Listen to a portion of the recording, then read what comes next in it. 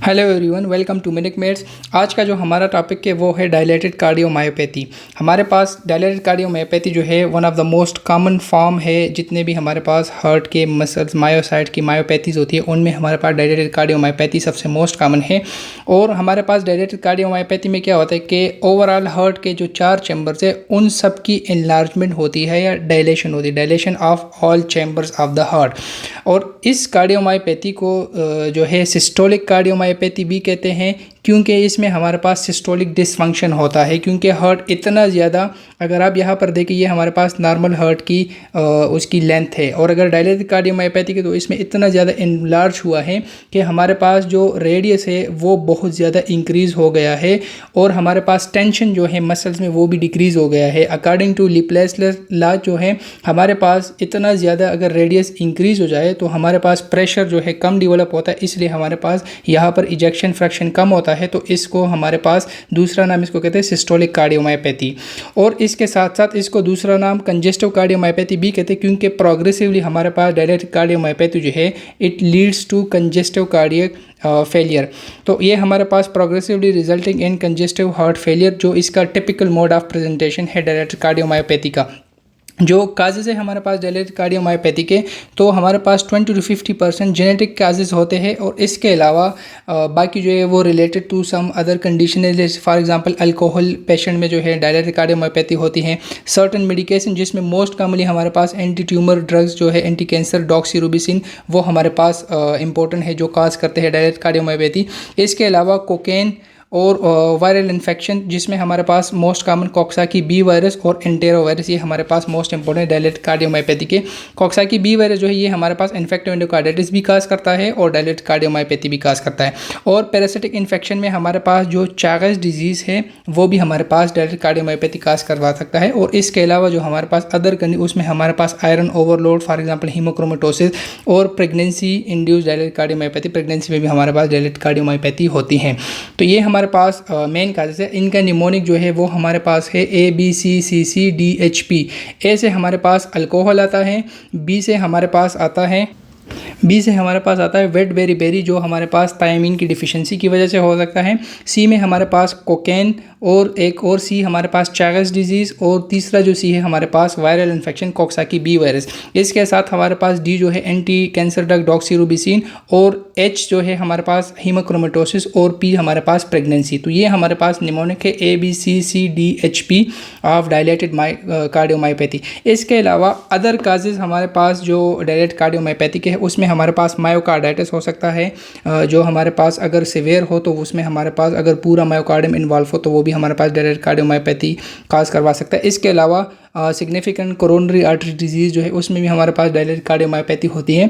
और लास्ट हमारे पास है पेरीपार्टम कार्डियोमायोपैथी। जो हमारे पास पेरीपार्टम कार्डियोमायोपैथी, इसके हमारे पास होने के लिए 3 क्राइटेरियाज है। उसमें यह है कि पेशेंट को जो है कंजेस्टिव कार्डियक फेलियर डेवलप हुआ हो लास्ट मंथ ऑफ प्रेगनेंसी में, या with in 5 months after postpartum. 5 months के अंदर अगर पेशेंट को कंजेस्टिव हार्ट फेलियर हुआ हो तो वो हमारे पास पेशेंट को डायलेटेड पेरीपार्टम कार्डियोमायोपैथी होते हैं। दूसरा जो पॉइंट है वो हमारे पास ejection fraction in this patient should be reduce then 45%। और तीसरा हमारे पास कोई other cause of heart failure ना हो। तो ये हमारे पास अगर ये 3 क्राइटेरिया हो तो वो हमारे पास पेरीपार्टम कार्डियोमायोपैथी होता है।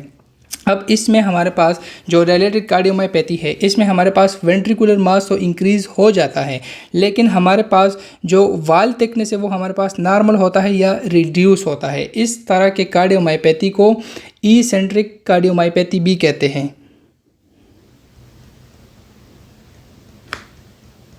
ईसेंट्रिक में हमारे पास क्या होता है कि साइज़ जो है हमारे हार्ट का वो बाहर की तरफ पे इनलार्ज कर देता है, और नॉर्मली जो उसका वॉल्यूम है अंदर का ल्यूमेन जो है वो नैरो नहीं होता, वो बल्कि और भी इनलार्ज होता है। तो ये हमारे पास होता है ईसेंट्रिक हाइपरट्रॉफी। इसमें जो हमारे पास जेनेटिक काजेज़ है उसमें हमारे पास जो 3 मोस्ट इंपॉर्टेंट है, और उसमें जो सबसे मोस्ट इंपॉर्टेंट है वो है हमारे पास mutation and dystrophin protein. Dystrophin protein हमारे पास मेनली क्या करता है कि हमारे मायोसाइट्स और बेसमेंट मेम्ब्रेन जो है इसमें उसको होल्ड करता है प्रॉपर पोजीशन के साथ। तो अगर हमारे पास इस डिस्ट्रोफिन प्रोटीन में कोई डैमेज हो गया है तो हमारे पास सार्कोमेर जो है वो प्रॉपर उसकी पोजीशनिंग नहीं होगी, उसकी वजह से हमारे पास डायलेटेड कार्डियोमायोपैथी हो जाता है। दूसरा जो हमारे पास म्यूटेशन है वो हमारे पास होता है ऑक्सीडेटिव फॉस्फोराइलेशन जो एंजाइम्स होते हैं माइटोकॉन्ड्रिया में, अगर उनमें कोई मसला हो गया तो हमारे पास एनर्जी नहीं बनेगी, तो उसमें भी हमारे पास डायलेटेड कार्डियोमायोपैथी हो जाता है। और लास्ट हमारे पास है defect and mutation in enzyme beta oxidative enzyme, जो हमारे पास हार्ट प्राइमरीली जो एनर्जी रिलीज़ करता है लेता है वो फैटी एसिड से लेता है। तो अगर उन एंजाइम में मसला हो तो वो भी हमारे पास डायलेटेड कार्डियोमायोपैथी काज करते हैं। तो हमारे पास ये जितने भी काजेज़ है ये हमारे पास क्या करते हैं कि underlying aetiology leads to destruction of myocardial contractility, हमारे पास जो मायोकार्डियल सेल्स है उनकी कंट्रैक्टिलिटी को डिक्रीज़ कर देते हैं और वो ख़त्म हो जाती है। उसकी वजह से हमारे पास सिस्टोलिक फंक्शन जो है वो इफेक्ट हो जाते हैं। डायस्टोलिक फंक्शन नॉर्मल होता है, फ्लूइड जो है वो प्रॉपर आ रहा है क्योंकि हमारे पास वेंट्रिकल के ल्यूमेन में कोई मसला नहीं है, तो हमारे पास यहाँ पर सिस्टोलिक फंक्शन जो है वो डिस्टर्ब हो जाता है। एकोकार्डियोग्राम में हमारे पास टिपिकली क्या शो होता है कि हमारे पास डिक्रीज इजेक्शन फ्रैक्शन जो है वो शो हो जाता है और वो हमारे पास डायलेटेड कार्डियोमायोपैथी में हो क्योंकि वो हमारे पास सिस्टोलिक डिसफंक्शन की वजह से है।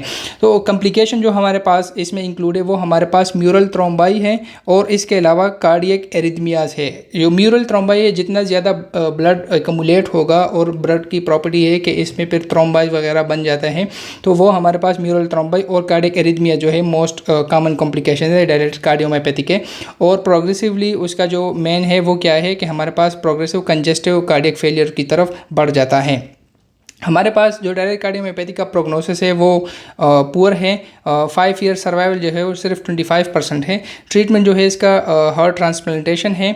और इसमें हमारे पास होता क्या है कि अगर हम माइक्रोस्कोपी पे देखें तो हमारे पास मायोसाइट्स की हाइपरट्रॉफी हो जाती है और इंटरस्टिशियल फाइब्रोसिस हो सकता है और हमारे पास इसेंट्रिक हाइपरट्रॉफी होती है ग्रॉस एग्जामिनेशन में। अब इसके बाद हम आते हैं clinical features of dilated cardiomyopathy.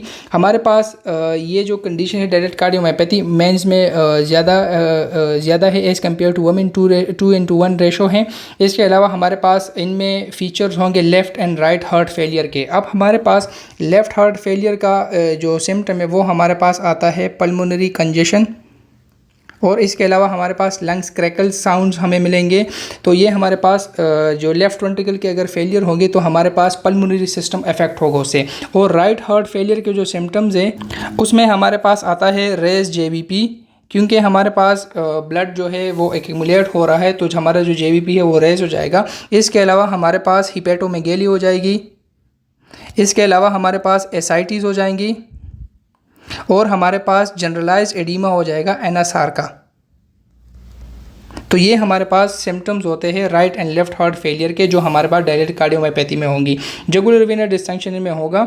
और इसके साथ साथ हमारे पास यहाँ पर एक साउंड मिलेगा जो नॉर्मली हमारे पास S1 और S2 होते हैं हार्ट साउंड। यहाँ पर हमारे पास वॉल्यूम ओवरलोड है, तो वॉल्यूम ओवरलोड में हमारे पास S3 गैलोप रिदम हमें हर एक S2 के बाद जैसे ही हमारे पास रैपिड वेंट्रिकुलर फिलिंग होता है तो उसमें हमारे पास S3 गैलोप जो है वो हमें मिलेगा, सुनने को मिलेगा। और इसके साथ साथ हमारे पास यहाँ पर functional mitral and tricuspid murmur भी प्रेजेंट होता है इन पेशेंट में as a result of dilated cardiomyopathy. अब ये क्यों होता है? अब ये हमारे पास इसलिए होता है क्योंकि हमारे पास नॉर्मली लेट सपोज हमारे मेट्रल और ट्राइकस्पिड वेल्व का इतना जो फाइब्रस रिंग है और इसके साथ हमारे मेट्रल वेल्व के लीफलेट्स है। अब डायलेटेड कार्डियोमायोपैथी में हमारे पास क्या होता है कि पूरा मायोकार्डियम डायलेट हो जाता है। जब पूरा मायोकार्डियम डायलेट हो जाए तो इसके साथ हमारे ये रिंग्स भी डायलेट हो जाएंगे, तो फिर प्रॉपर हमारे पास मेट्रल और ट्राइकस्पिड वाल्व जो है वो क्लोज नहीं हो पाते। उसकी वजह से हमारे पास functional mitral and tricuspid valve की मरमर हो जाती हैं।